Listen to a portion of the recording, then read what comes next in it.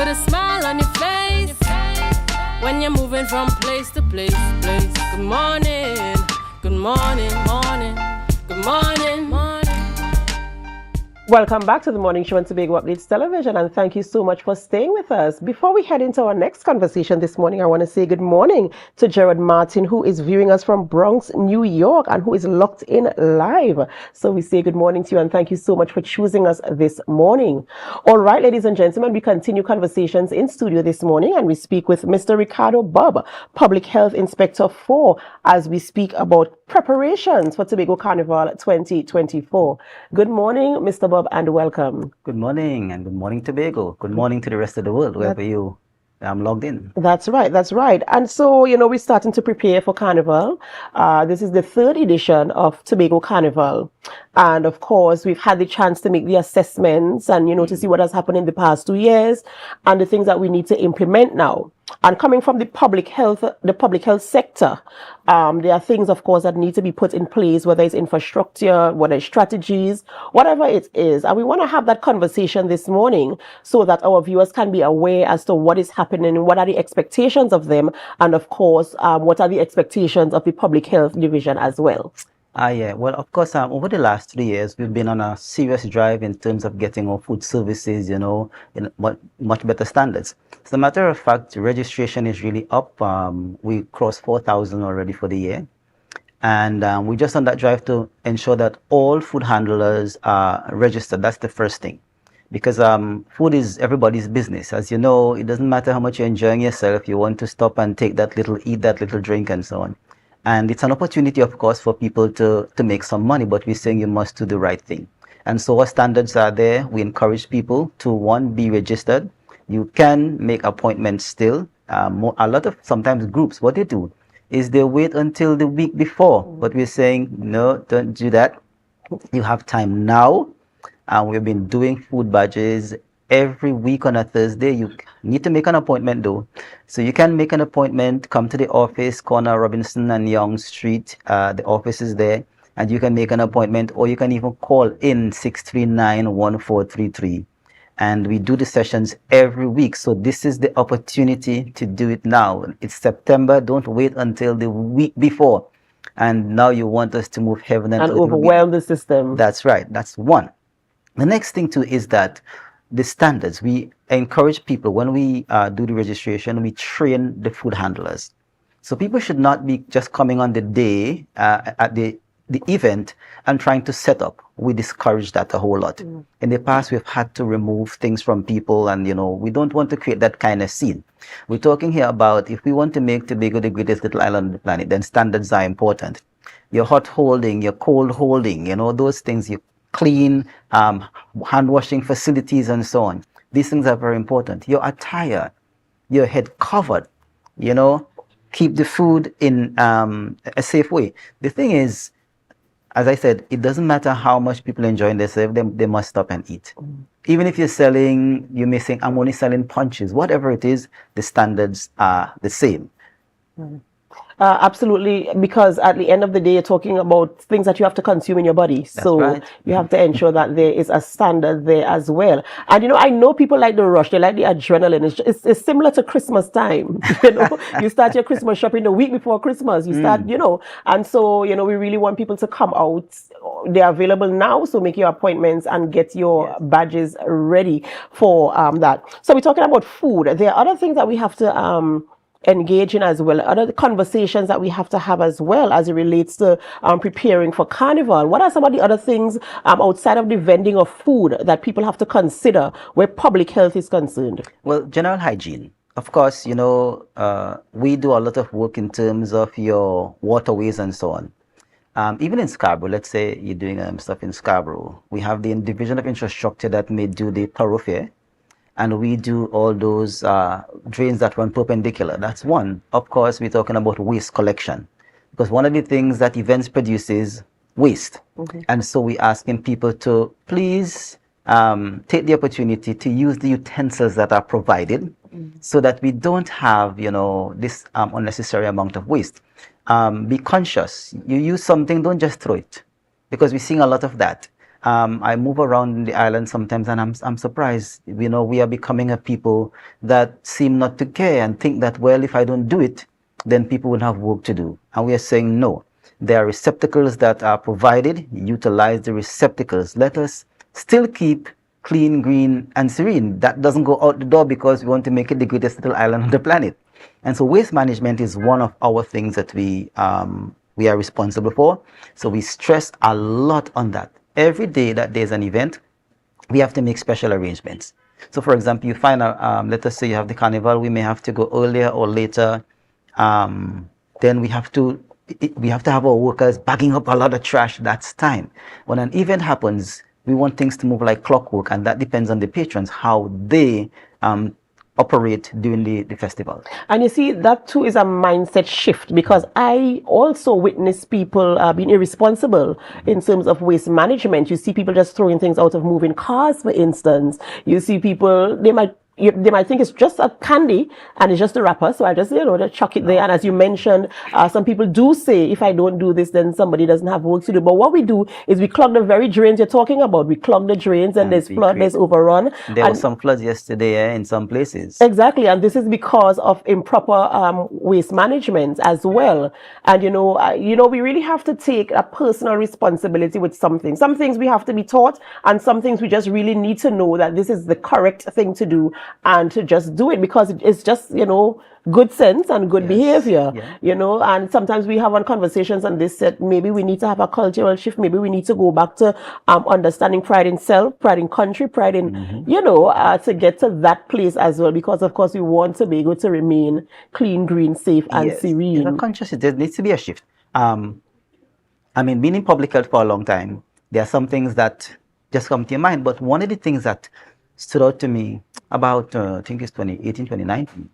I had a friend here from Belgium, came to Tobago to spend some time. They said, wow, this island is so clean. And then we went to one of the forts, I wouldn't call the name, and there was some litter. And this person is taking their hands and taking it up, going behind the fence and taking up all the litter. There was a bottle in the water, and the only reason they didn't dive in and take it out was because of how they were dressed. And I'm like, if this person could come here and take up our litter with their bare hands. I said, what about me? So now when I see litter, I go in my street and I take it up, because we need to have that consciousness. Sometimes we forget that there's something called national pride, or even pride in your own self. The environment is our business. We are the ones to keep it clean. This is our place. And my philosophy is no one is going to come from Mars to fix it for us. So that consciousness begins with me. That's right, and we really need to take it as very important, and to ensure that we keep our spaces clean. Especially now, I'm moving away from Carnival, or it can even affect our operations in Carnival. We have the issue of the dengue situation, which is encouraged again by not keeping our environment in a place in a way that is conducive. And we've had conversations with persons. I just want us to go over that again, if I'm permitted to ask. For us to see talk about what is important in terms of keeping your space in a place that does not allow aliens to breed and cause infection to you and others around. Well, we're in an environment that we are competing with all the living things, and living things need certain environments to thrive, and one of the things the mosquitoes need is water to breathe. Now, if that is so, and we recognize that we can break a link in the chain, then it is our responsibility. I think many people are thinking it's the state's responsibility. Yes, the state is going to do what it needs to do, but it is your responsibility first, because the mosquitoes are biting you in your home. There are so many of us, we can only be in certain places. And I look around and I'm thinking, I think most people don't care, and we want to change that. It is your responsibility to take care of your own self and to help your neighbor as well. Because mosquitoes don't discriminate. If you and your neighbor are not speaking, they don't discriminate. So it is up to us to become conscious to keep the environment clean. We will do what we have to do. The next thing is that you put a strain on the limited resources, because we cannot be everywhere all the time. Look at the amount of rain that fell yesterday. Within 10 days, if people are not careful, there can be a serious infestation of mosquitoes. Now, when the mosquitoes start to bite, these same people are going to call public health to come and do something about it, when you could do something today. So the first thing I encourage people, every morning when you get up, walk around your premises. and make sure that you remove anything that mosquitoes can breed, anything that can hold water. Rain fell, you may have some little flower pot, something. Empty it. That's what every morning I walk on my premises, every single morning, and I check to make sure. I remember one time the vent pipe that goes up to the toilet, there's a reducer there. Water was settling in there, I didn't see it. I said, wow, I fill it up with sand. You can do those things. That post hole that you didn't cast to put your rail, you left it out, fill it up with some dirt until you are ready. Simple things like that. The block hole that you didn't fill in, put some sand in it. These are some of the things that we can do. The old stuff that you have, you can call public health, 6391433, and every day we go to places and take things from people's home. The derelict stuff, the white waste, that is possible. We do that. Up to this morning, I got a call while I was on my way to studio. We're going to talk about the white waste part when we get back from the break. Ladies and gentlemen, we're speaking with Ricardo Bobb, Public Health Inspector 4, as we talk about preparations for Carnival and general public health safety in your own spaces. We have to go for a short break, and when we return, we continue the conversation. But before we go, we invite you to help us share the live, share the live, share the live. We'll be right back.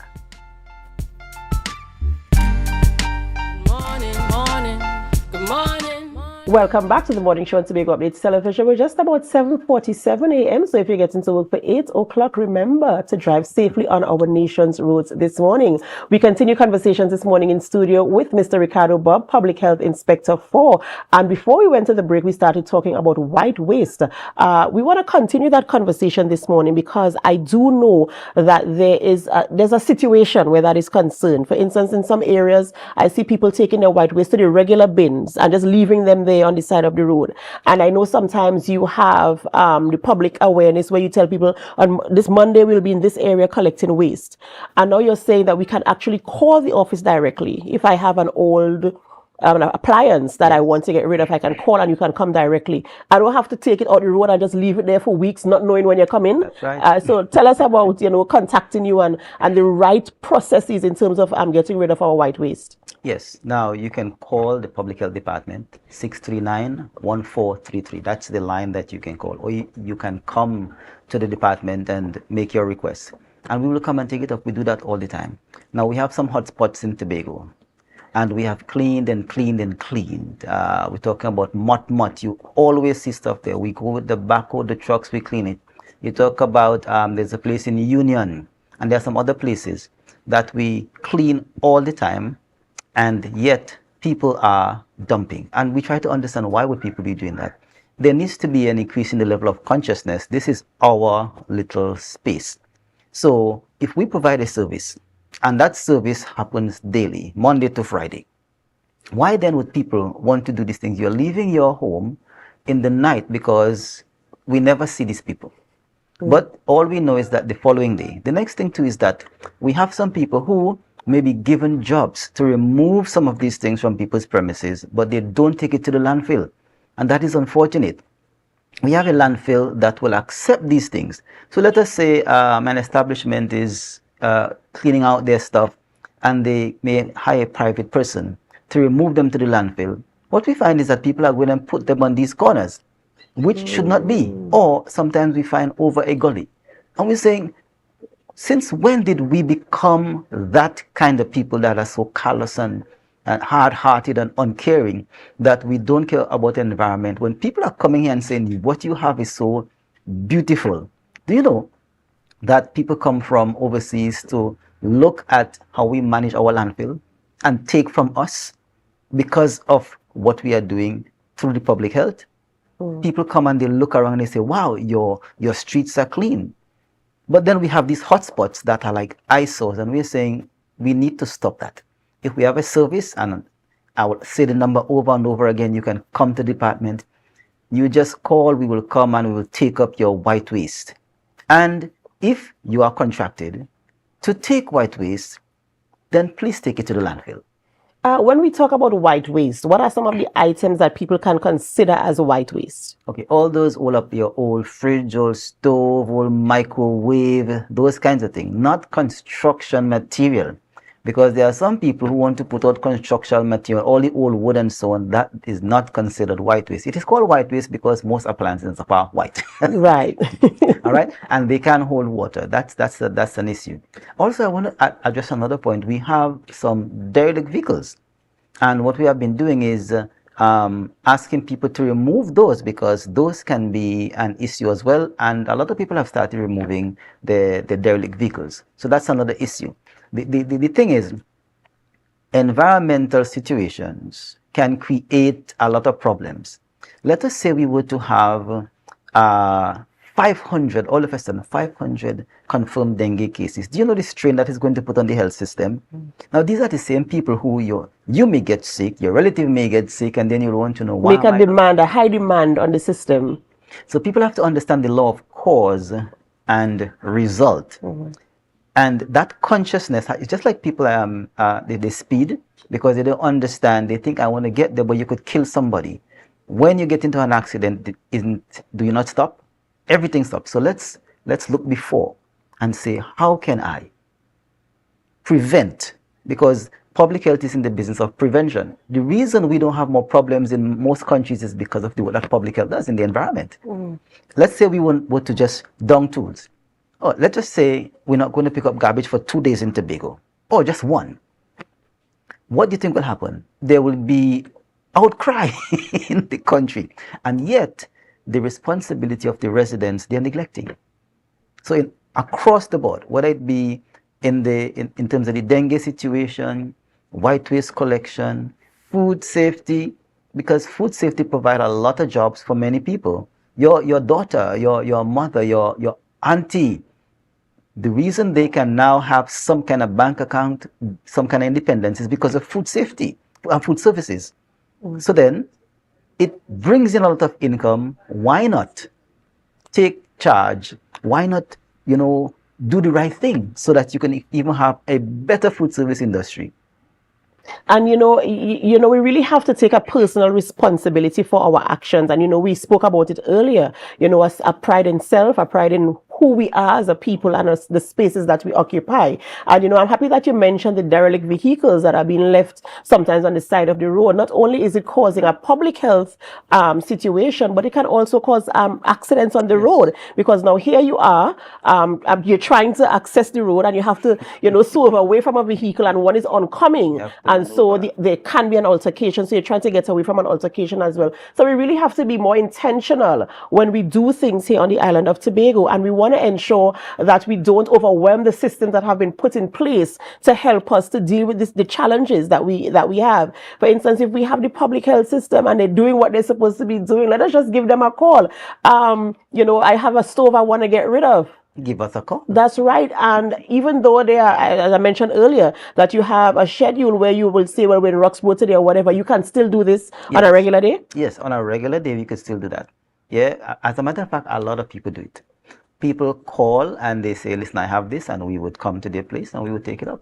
Yeah, it's as simple as that. Sitting here in this conversation, I have rehearsed the number 639-1433. And I only heard it like about 2 or 3 times, since you're sitting here. So it's quite easy to recall the number and, of course, to do the right thing. That's right. Because we don't want the system to be And I like that line, do the right thing. Maybe we should make that a line. Let's do the right thing. Just simply do the right thing. It makes it easier for everyone. That's right. And so I want to encourage persons, even as we head on into the carnival season. We know the things, Inspector this morning spoke about the things that we need to do. So I want to encourage all of you guys to do the correct thing this morning to ensure that you have your registration. You can call the office to get your registration for your food badges. Yes. Take the necessary training. Tell me if I'm getting it correct, right? Take the necessary training. Ensure that the space where you are setting up to sell your food is clean.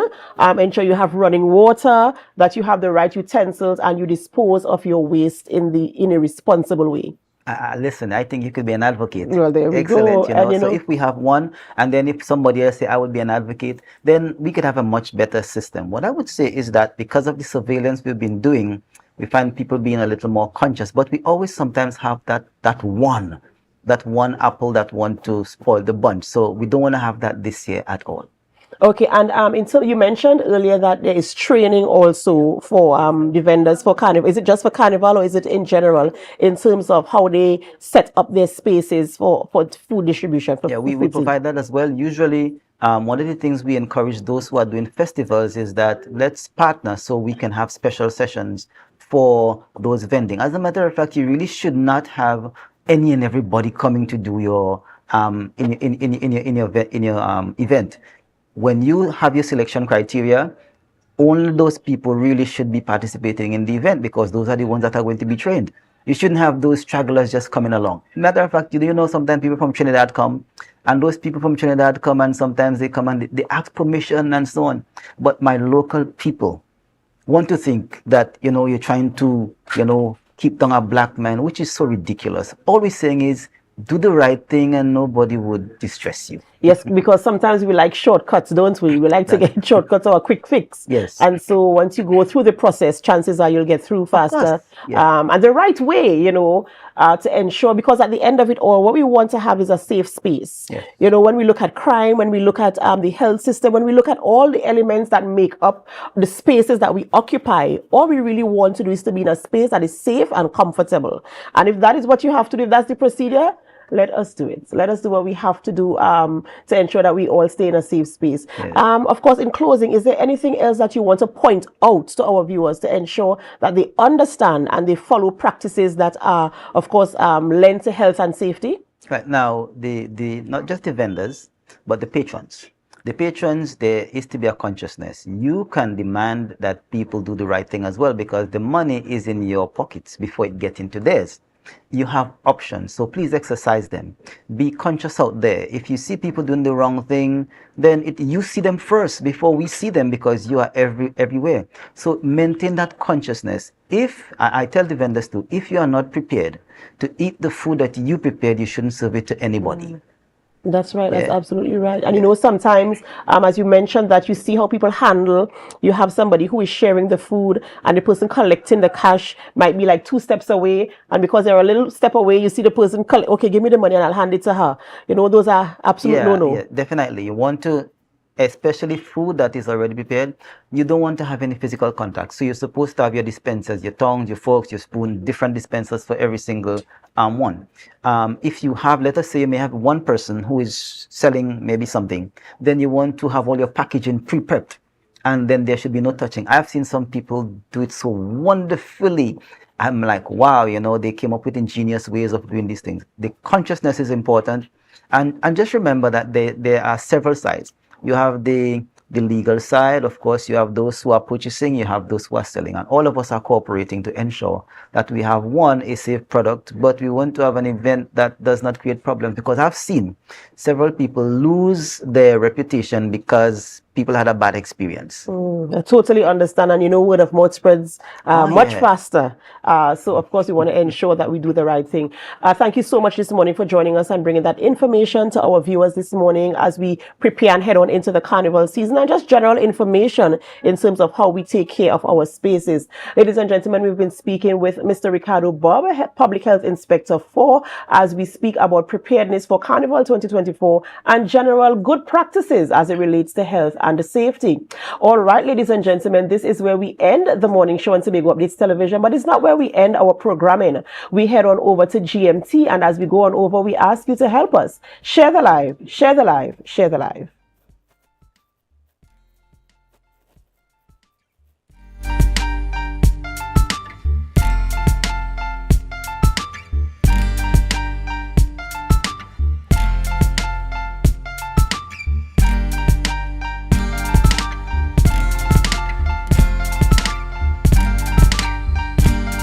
Put a smile on your face when you're moving from place to place.